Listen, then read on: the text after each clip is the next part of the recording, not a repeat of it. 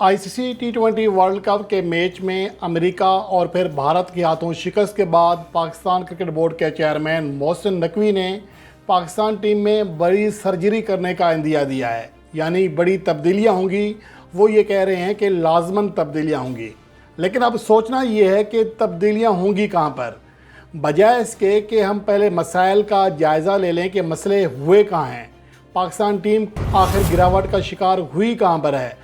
ये ऐसा है कि जैसे किसी बंदर के पास उसको आप माचिस दे दें, उसको कहें कि आप उसको सही करें, वो बजाय सोचने समझने के अगर घर को सही करने की कोशिश में आग लगा दे। तो यही काम मेरे ख्याल में मोहसिन नकवी करने लगे हैं, जो वहाब रियाज जैसे एक ऐसे इंसान के पीछे लगे हुए हैं जिनका महज अपनी बीवी की वजह से एक सीट मिली है। वो भी कभी निगरान हुकूमत का हिस्सा बनते हैं, कभी पीसीबी का हिस्सा बन जाते हैं। तो इस वहाब रियाज ने ही दर हकीकत पाकिस्तान का बेड़ा गर्क किया है मोहम्मद हफीज़ के साथ मिलकर।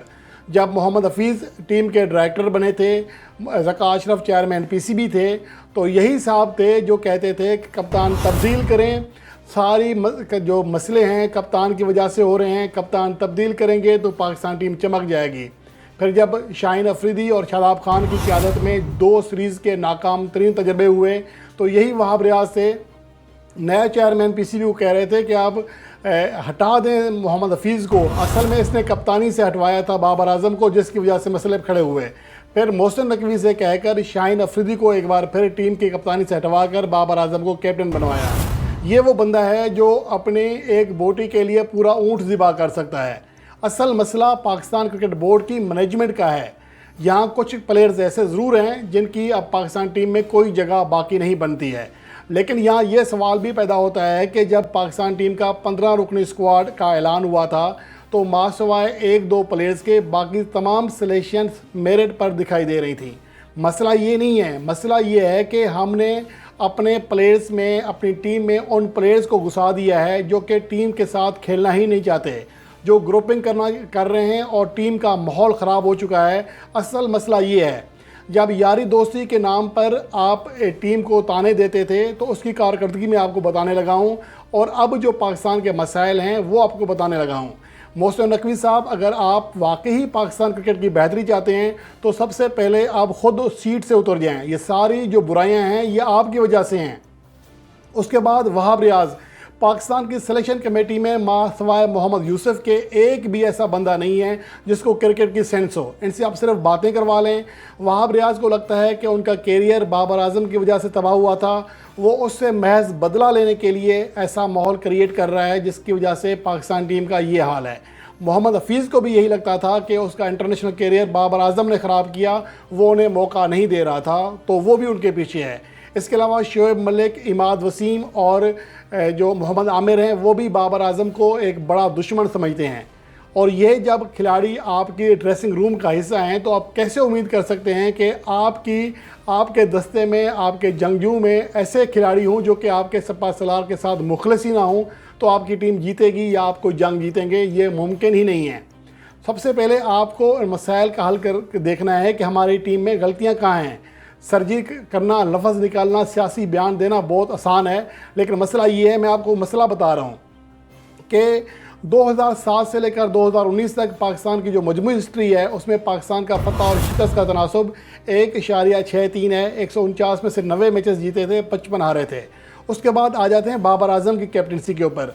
2020 से लेकर टी20 वर्ल्ड कप 2022 तक बाबर आजम की क़यादत में पाकिस्तान ने 66 मैचेस खेले, 41 जीते, सिर्फ 21 हारे, 4 बेनतीजा रहे।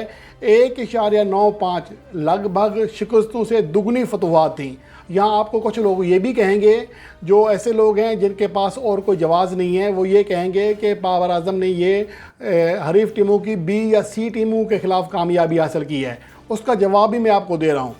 उसका जवाब ये होगा कि एशिया कप में या 3 मुल्क की सीरीज़ में या वर्ल्ड कप में कोई अपनी सी या बी टीम नहीं भेजता। उसमें रिज़ल्ट पाकिस्तान के क्या रहे वो भी बताऊंगा, लेकिन उससे पहले कि आपको ये बताऊं कि पाकिस्तान की टी20 वर्ल्ड कप 2022 तक कारकर्दगी इंतहाई शानदार थी।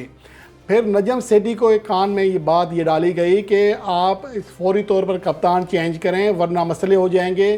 फिर शादाब खान को अफ़गानिस्तान के ख़िलाफ़ सीरीज़ में ट्राई के तौर पर लाया गया। बाबर आजम को भी बाहर किया गया, मोहम्मद रिजवान को भी बाहर किया गया। उस सीरीज़ में पाकिस्तान को पहली बार अफ़गानिस्तान के हाथों शिकस्त का सामना करना पड़ा। पाकिस्तान को 2-1 से शिकस्त हुई और शादाब खान ने बरमला कहा कि टीम अगर कोई चला सकता है तो बाबर आज़म ही है। ये बाबर आज़म के हवाले से शादाब खान ने फौरी भांप लिया था। अब उसके बाद क्या हुआ, आपने दोबारा बाबर आज़म को कैप्टन तो बना दिया, लेकिन टीम का माहौल ख़राब हुआ। फिर ये हुआ कि शाहीन अफरीदी को कप्तान बना दिया, फिर शाहीन अफरीदी को हटा दिया, फिर बाबर आज़म को कैप्टन बना दिया और इस दौरान आपने इमाद वसीम और मोहम्मद आमिर को भी टीम में घुसेड़ दिया। तो फिर सूरत हाल ऐसी बननी थी। अब ये है कि मैं बाबर आज़म की क़यादत का खुलासा और बाकी कप्तानों का फिर आगे और सूरत हाल बताता हूँ कि 2019 से लेकर 2022 के T20 वर्ल्ड कप तक बाबर आज़म ने 63 मैचों में कप्तानी की थी। 40 जीते थे, 19 हारे थे, 4 बेनतीजा, 2.10 फतह और शिकस्त का तनासब था।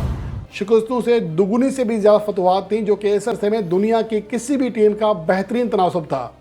उसके बाद बाबर आज़म को कप्तानी से हटाने के बाद जब दोबारा कप्तान बनाया गया, टीम का माहौल चेंज हुआ, तो 17 मैचेस में कप्तानी की है अब तक, जिसमें अमेरिका के ख़िलाफ़ मैच भी शामिल है, जिसमें अभी जो लास्ट नाइट पाकिस्तान मैच हारा इंडिया से वो भी शामिल है। तो पाकिस्तान ने 17 में से सिर्फ 6 मैचेस जीते, 8 में शिकस्त खाई, 1 टाई रहा, 2 बेनतीजा रहे और पाकिस्तान का फतह और शिकस्त का तनासब 0.75 हो गया। इस दौरान पाकिस्तान ने 2 और कप्तान ट्राई किए। शादाब खान को कप्तान के तौर पर ट्राई किया, 3 मैचेस खेले, 1 जीता, 2 हारे। शाहीन अफरीदी को ट्राई किया, 5 मैचेस में 1 जीता, 4 में शिकस्त खाई। ये उनका पाकिस्तान की सूरत हाल है। उसके बाद मैं उस बात का जवाब देना चाह रहा हूँ कि जो लोग आपको ये कहेंगे, कुछ कनकटे इस तरह के माहिरीन हैं या वहाब रियाज या मोहम्मद हफीज़, इस तरह के कुछ लोग आपको ये भी पट्टी पढ़ाएंगे कि जी ये जो आपकी कामयाबियाँ नज़र आती थी बाबर आज़म की, वो C और B टीमों के ख़िलाफ़ थी। आपको मैं बताऊं कि पाकिस्तान ने अपनी पूरी हिस्ट्री में इंडिया को सिर्फ 3 बार शिकस्त दी है T20 फॉर्मेट में, उसमें से 2 बार बाबर आज़म के दौर में, यानी कि T20 वर्ल्ड कप 2021 में और एशिया कप 2022 में 2 बार शिकस्त दी। और जो बाकी 2 मैचेस खेले गए T20 वर्ल्ड कप 2022 का, वो अंपायर की 9 बॉल गलत देने की वजह से पाकिस्तान हारा था। वो मैच भी पाकिस्तान जीत रहा था और जो गुज़श्ता रात हुआ, ये भी मैच लगभग पाकिस्तान जीत चुका था। ये मैं आपको सिनारियो बता रहा हूँ जो आपको बताएंगे कि बाबर आज़म ने ये जो कामयाबियाँ हासिल की हैं ये C और B टीमों के ख़िलाफ़ की हैं, उनके लिए आपको ये बता रहा हूँ।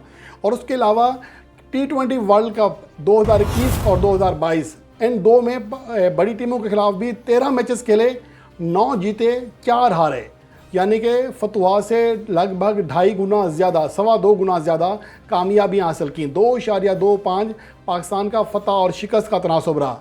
अब यहाँ पर क्या हुआ, पाकिस्तान ने T20 वर्ल्ड कप 2021 में इंडिया को 10 विकेटों से हराया, फिर न्यूजीलैंड को हराया, फिर अफ़गानिस्तान को हराया और पाकिस्तान ने जो ऑस्ट्रेलिया टीम के खिलाफ सेमीफाइनल हारा था वो खालिस्तान शाहीन अफरीदी के ओवर की वजह से हारा था, जिसमें 1 ओवर में मैथ्यू वेड ने उन्हें 3 छक्के लगा दिए थे, वरना पाकिस्तान पूरे मैच में हावी रहा था।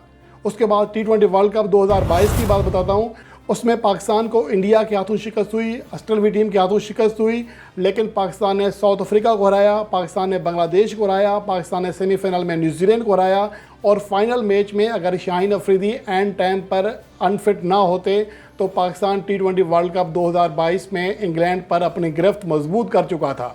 ये वो मैचेस हैं जो फुल टीमें थी, फुल स्ट्रेंथ टीमें थी, कोई B C टीम नहीं थी। कोई T20 वर्ल्ड कप का सेमीफाइनल खेलने के लिए अपनी C टीम नहीं भेजता, कोई एशिया कप के लिए अपनी C टीम नहीं भेजता। इसके अलावा पाकिस्तान ने बाबर आज़म की क़यादत में जो 3 मुल्की, यानी कि उसमें न्यूजीलैंड में ट्रायंगुलर सीरीज़, एशिया कप या उसमें वर्ल्ड कप के मैचेस शामिल हैं, तो मजमूई तौर पर 24 मैचेस खेले, 16 जीते, 8 में शिकस्त खाई। शिकस्तों से दुगनी कामयाबी हासिल की हैं। ये वो टूर्नामेंट हैं जिसमें कोई आपको ये नहीं कहेगा कि ये B या C टीमों के ख़िलाफ़ थे।